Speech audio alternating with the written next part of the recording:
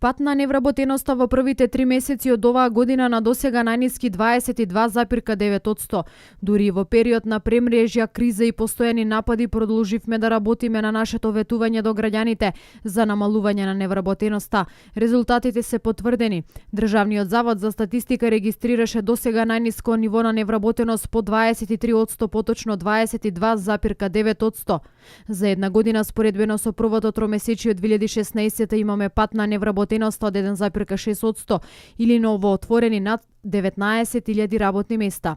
Споредено со периодот 2005-2006 и сега 2017 имаме пат од над 15% од 38 на 22,9% или од 560.000 вработени сега имаме 734.043 или во периодот додека ВМРО ДПМН имаше одговорноста да управува со државата се отворија над 174.000 работни места.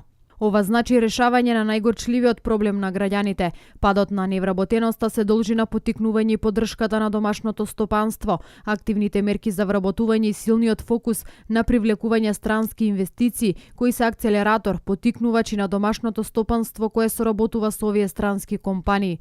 Она што недостасува кај новата влада е концентриран и професионален тим за странски инвестиции.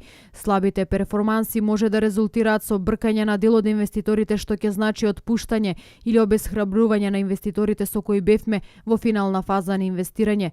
Останува времето да покаже и државата би била најсреќна доколку трендот на пат на невработеноста продолжи. На новата влада предводена од Социјалдемократскиот сојуз им оставивме ликвиден буџет. Подобре уште веднаш да се фатат за конкретна работа, пишува лидерот на ВМРО ДПМН Никола Груевски на Facebook по објавата од Државниот завод за статистика за пад на невработеноста.